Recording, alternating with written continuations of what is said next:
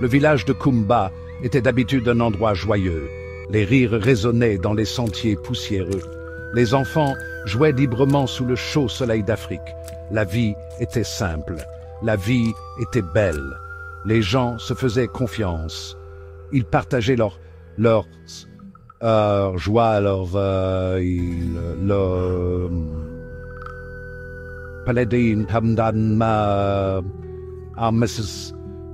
Vous savez, un malaise discret avait commencé à s'installer, comme une brume froide par un matin chaud. Une ombre étendait lentement ses doigts vers le cœur de Kumba. Personne ne connaissait encore sa forme.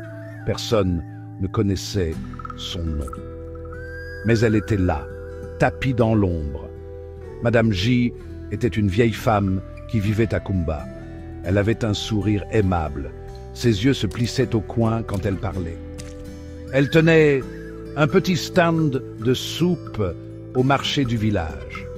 Sa soupe était célèbre. Oh, elle était plus que célèbre.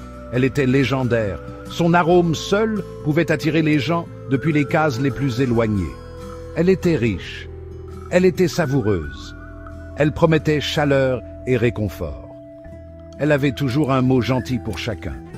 Une présence réconfortante. Du moins, c'est ce qu'il semblait aux villageois qui ne se doutaient de rien. Tout le monde à Kumba aimait la soupe de Madame J, les hommes, les femmes et surtout les enfants. Ils se rassemblaient autour de son stand, leurs petites mains agrippant leur bol, leurs visages rayonnant d'impatience. Elle leur servait à la louche le bouillon fumant et parfumé. L'odeur riche emplissait l'air, un parfum quotidien pour le village. On disait que sa soupe avait un ingrédient spécial, quelque chose qui la rendait irrésistible, quelque chose qui les rendait heureux, pendant un petit moment du moins. Les enfants l'adoraient et elle avait toujours un sourire encore plus doux pour eux, une petite tape affectueuse sur la tête. Son stand était plus qu'un simple endroit pour manger.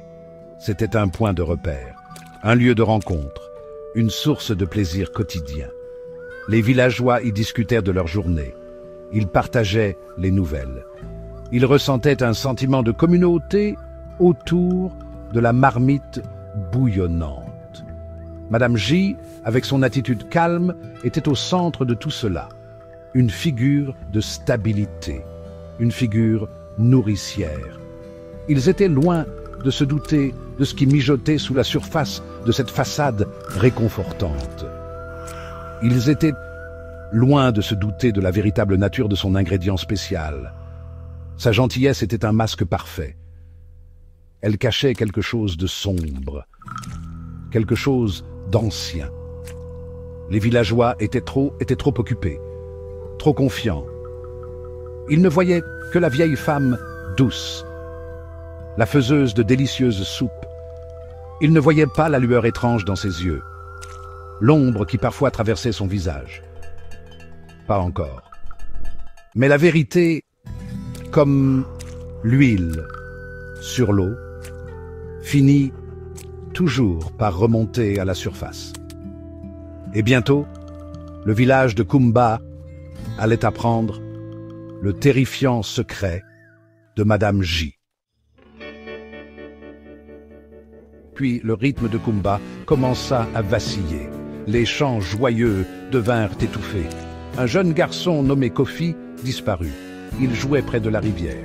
Puis plus rien. Disparu sans laisser la moindre trace. Les cris de sa mère résonnèrent à travers le village. Un son qui déchirait tous les cœurs. La panique froide et vive commença à se répandre comme une traînée de poudre. Les villageois cherchèrent partout. Ils appelèrent son nom jusqu'à en avoir la voix rauque. Ils ratissèrent les champs avoisinants. Ils scrutèrent les lisières sombres de la forêt. Mais Kofi avait disparu. Le chagrin s'abattit sur Kumba, comme un lourd linceul. Le soleil semblait moins brillant. Les rires des enfants devinrent un son rare. Peur était une nouvelle résidente dans chaque foyer. Puis, un autre enfant disparut. La petite Easy. Elle avait été vue pour la dernière fois près du marché, non loin du stand de Madame J. Le schéma était glaçant. La peur resserra son étreinte. Elle étouffait l'espoir dans le cœur des gens. Les anciens du village se réunirent. Ils prièrent. Ils offrirent des sacrifices. Mais les enfants ne revenaient pas. Les nuits devinrent plus longues, remplies de pensées anxieuses et de prières inquiètes. Bientôt, un troisième enfant fut enlevé, et puis un quatrième. Le village se noyait dans le chagrin et la terreur. Qui faisait cela? Pourquoi leurs enfants étaient-ils volés? Des murmures commencèrent à circuler, timides au début, puis plus forts, plus insistants. Certains parlaient d'animaux sauvages, d'autres murmuraient à propos d'esprits en colère de la forêt interdite, un endroit où personne n'osait s'aventurer.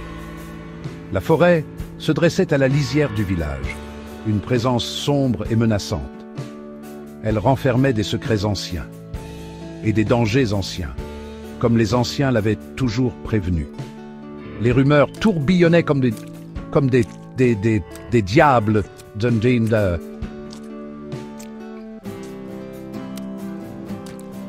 poussière pendant la saison sèche.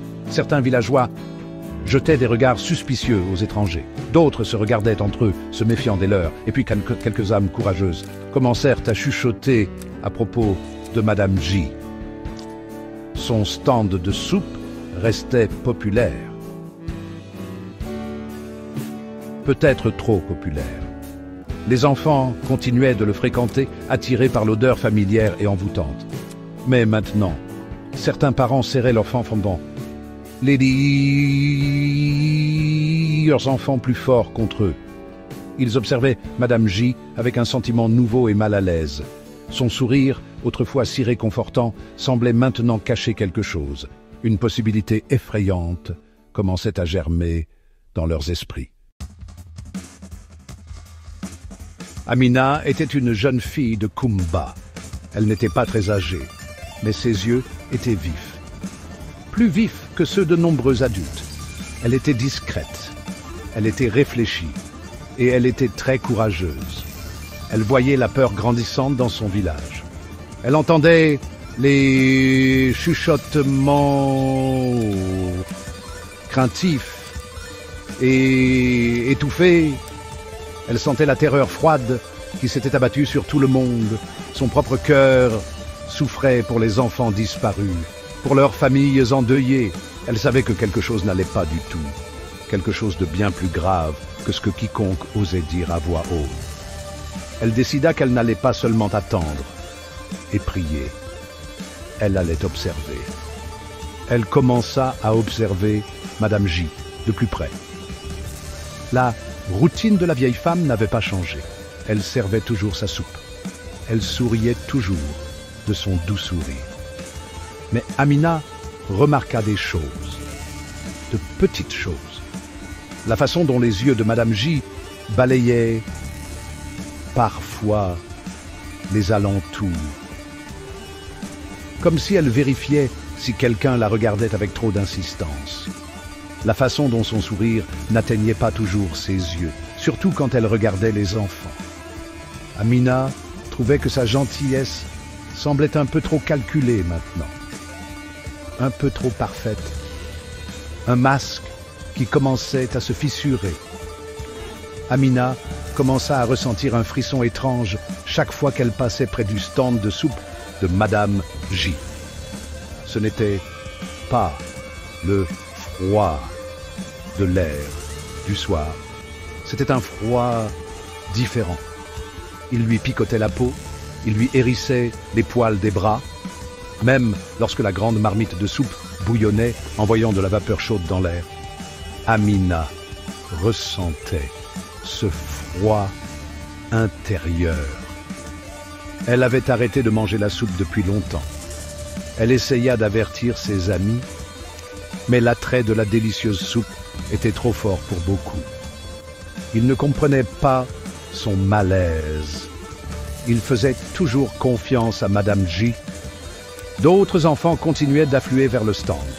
Leur rire, autrefois innocent, sonnait maintenant fragile aux oreilles d'Amina.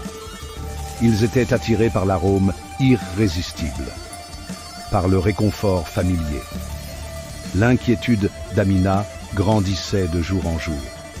Elle ne pouvait se défaire du sentiment que Madame J était liée aux disparitions. C'était un lourd fardeau à porter pour une jeune fille. Mais elle savait qu'elle devait faire quelque chose. Elle décida de surveiller Madame J, pas seulement au marché, mais partout. Sa curiosité était maintenant un feu ardent, alimenté par un profond sens de la justice.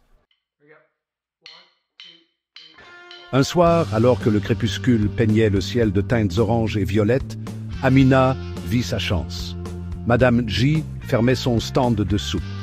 C'était plus tôt que d'habitude. Le marché était encore animé par quelques acheteurs tardifs. Madame J rangea ses affaires. Elle se déplaçait avec une efficacité discrète. Mais il y avait quelque chose de différent chez elle ce soir-là.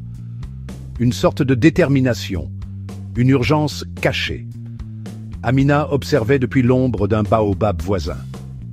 Son cœur se mit à battre, plus vite. Elle ressentait un mélange de peur et de détermination. Madame J souleva un lourd panier. Il semblait bien plus lourd que son chargement habituel de marmites vides et de restes de provisions. Elle ne prit pas le chemin familier vers sa petite case à la lisière du village. Au lieu de cela, elle tourna. Elle marcha dans la direction opposée, vers la silhouette sombre et silencieuse de la forêt interdite. Le lieu des avertissements chuchotés. Le lieu des peurs ancestrales. Personne de Kumba n'allait jamais dans la forêt interdite, pas volontairement, sauf s'ils étaient perdus ou d'une imprudence démesurée. Les histoires qu'on racontait étaient trop terrifiantes. Le cœur d'Amina battait contre ses côtes comme un oiseau pris au piège. La forêt interdite. Les légendes disaient qu'elle abritait des esprits, des créatures qui n'appartenaient pas au monde des humains. On disait que d'étranges rituels se déroulaient dans ces profondeurs cachées. Les anciens prévenaient que quiconque y entrait pourrait ne jamais revenir, ou revenir changé. Changé pour le pire. Amina connaissait les dangers. Chaque enfant de Kumba grandissait avec ces avertissements. Ils étaient tissés dans leurs cauchemars. Pourtant, Madame J marchait vers elle, résolument. Amina hésita un instant seulement. La peur la poussait à courir chez elle, à se cacher, à oublier ce qu'elle avait vu. Mais un sentiment plus fort la poussa en avant, la curiosité et une suspicion profonde et troublante que les réponses au chagrin de Kumba se trouvaient au bout de ce sentier obscur. Elle devait savoir. Elle devait comprendre ce que Madame J faisait. Prenant une profonde inspiration, Amina se décida. Elle allait la suivre. Elle se déplaça en silence, comme une petite ombre elle-même, gardant une distance de sécurité. Ses petits pieds dérangeant à peine la poussière du sentier. Section Five. La clairière des sorcières dans la forêt interdite. La forêt interdite était encore plus sombre qu'Amina ne l'avait imaginé.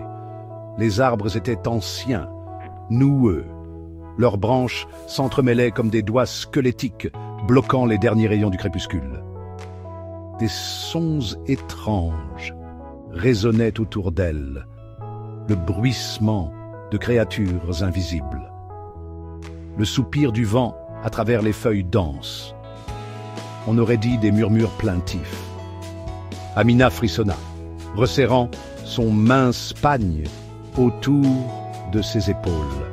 Chaque ombre semblait bouger. Chaque son la faisait sursauter.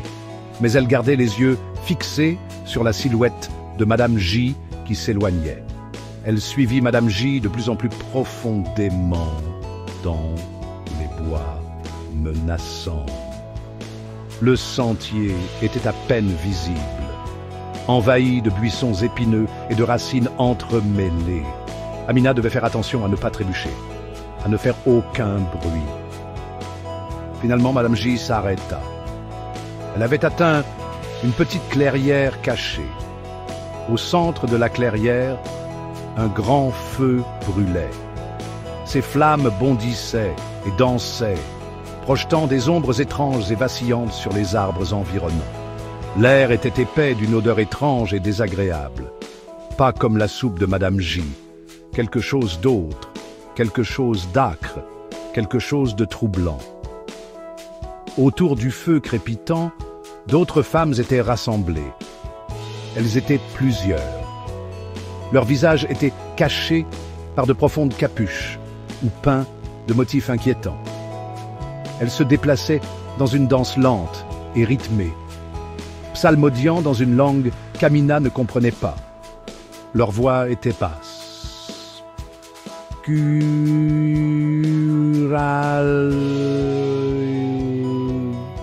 pleine d'une énergie sombre qui donnait la chair de poule à Amina. C'était une scène de cauchemar. Ce n'étaient pas les femmes familières de Kumba. C'était autre chose, quelque chose de sinistre, quelque chose de maléfique. Amina se plaqua contre l'écorce rugueuse d'un arbre géant, essayant de devenir invisible. Madame J s'approcha du cercle de femmes. Elle n'était plus la gentille vieille vendeuse de soupe. Son visage était transformé, dur, cruel. Un sourire glaçant jouait sur ses lèvres. C'était un sourire de malice. Elle posa son lourd panier par terre. Une des femmes qui psalmodiait l'ouvrit. Amina se força pour voir. Son cœur se remplit d'une terrible appréhension. À l'intérieur du panier, il n'y avait pas de reste de légumes ou de marmites. Il y avait de petits paquets, des herbes étranges et d'autres choses. Des choses qu'Amina ne pouvait pas tout à fait identifier. Mais elle savait. Elle savait avec une certitude écœurante. C'étaient des ingrédients pour un rituel sombre. Un rituel lié aux enfants disparus. Amina restait cachée derrière l'arbre massif. Son souffle se coupa dans sa gorge. Ses yeux écarquillés de terreur. C'était de la sorcellerie. Sombre. Interdite. Le genre de mal dont les histoires mettaient en garde. Le genre que les gens censés rejetaient comme de vieilles histoires. Mais c'était réel. Cela se passait juste devant elle. Les femmes autour du feu étaient des sorcières. Et Madame J, la gentille, la douce Madame J, elle était l'une d'elles. Peut-être leur chef. La prise de conscience frappa Amina avec la force d'un coup. La soupe. Les enfants disparus. Tout se connectait d'une manière horrifiante. Les sorcières ricanèrent. Leur rire n'était pas humain. Il était aigu. Il était cruel. Il résonnait à travers la forêt silencieuse, rendant l'air même plus froid. Elle parlait à voix basse, d'un ton excité. Amina pouvait saisir quelques mots. Des mots comme pouvoir, des mots comme sacrifice. Et puis elle les entendit parler des enfants, de leur jeunesse, de leur force vitale. Leur voix était dépourvue de toute chaleur, de toute pitié. Elle parlait comme si les enfants n'étaient que de simples objets, des ingrédients pour leur terrible magie.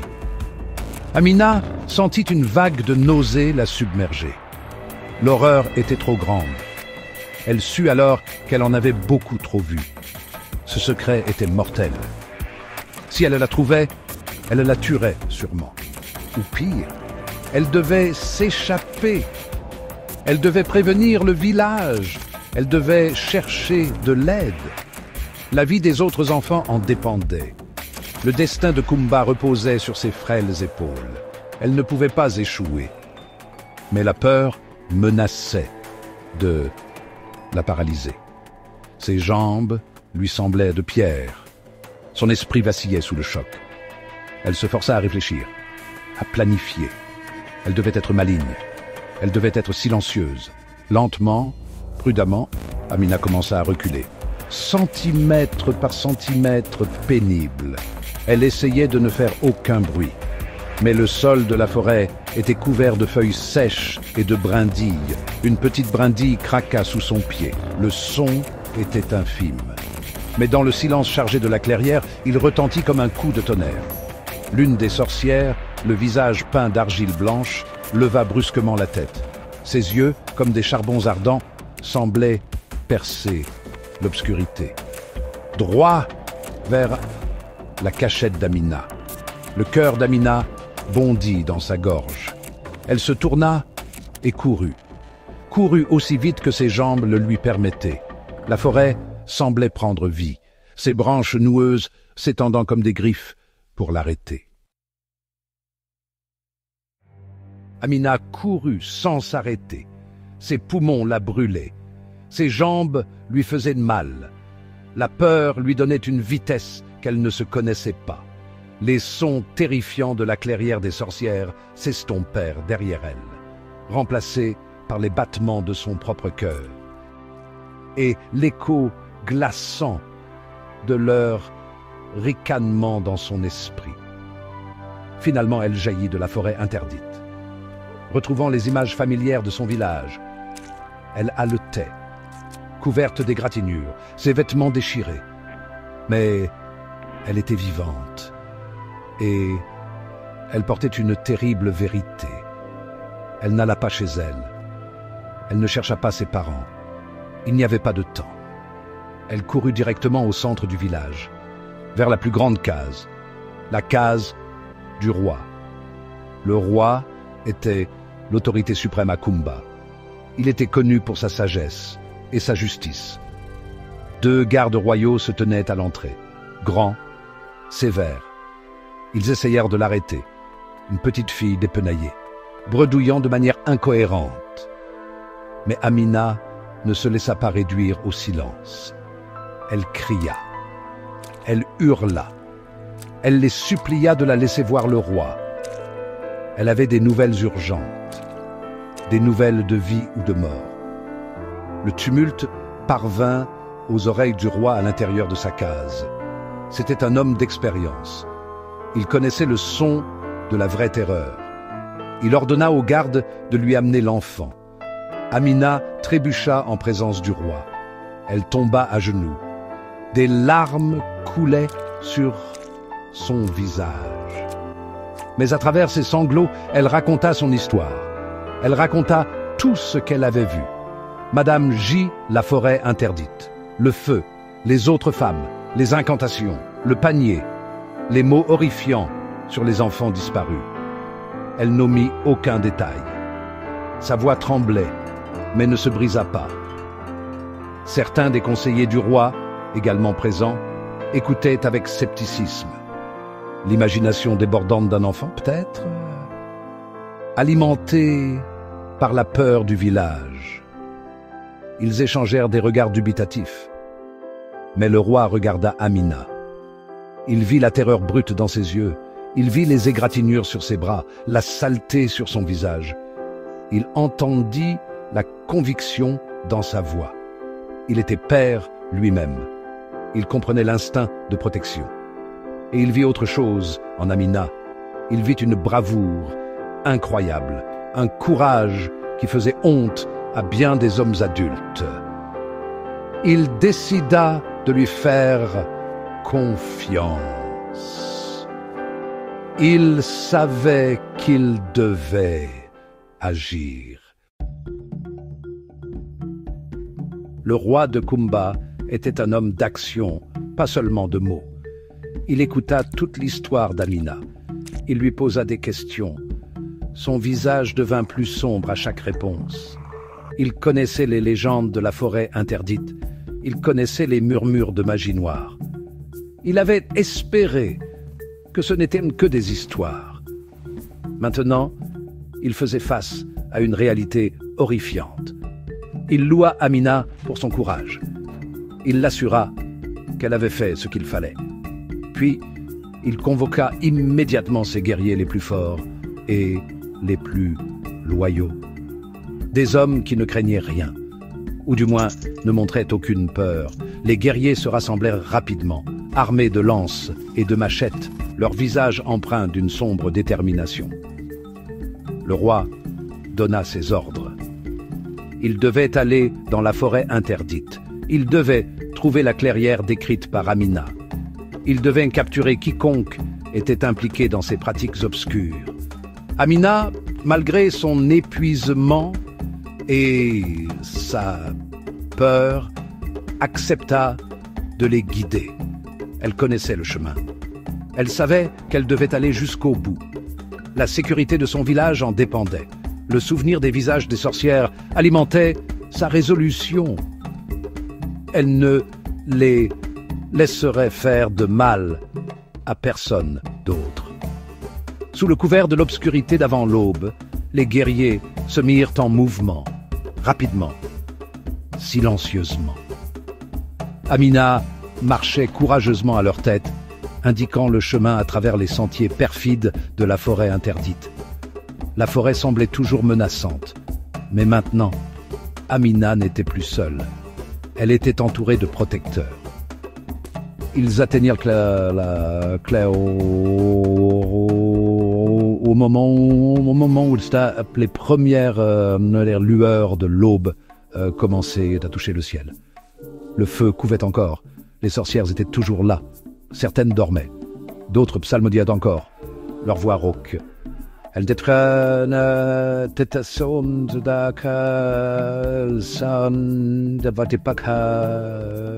préparées à l'arrivée soudaine des hommes du roi. Les sorcières furent surprises. Elles essayèrent de se défendre avec leurs pouvoirs obscurs. Elles poussèrent des cris perçants et maudirent. Mais les guerriers étaient courageux. Et ils étaient nombreux. Les sorcières étaient en infériorité numérique, dominées. Leur magie maléfique ne faisait pas le poids face à la force déterminée de la justice. Une par une, elles furent capturées. Y compris Madame Jikonji. Son visage, à la pâle lumière du matin, était un masque de rage et d'incrédulité. Les guerriers les ramenèrent au village. Ligotés et vaincus, la justice, rapide et décisive, fut rendue. Le village regardait en silence, abasourdi, un mélange d'horreur, de soulagement et de colère dans leur cœur. Le village de Kumba pleura ses enfants perdus. La capture des sorcières ne les ramena pas. Le chagrin était une blessure profonde, une cicatrice qui resterait à jamais gravée dans le cœur de la communauté. Les parents pleurèrent les avenirs volés, les rires réduits au silence. Les jours qui suivirent furent lourds de chagrin.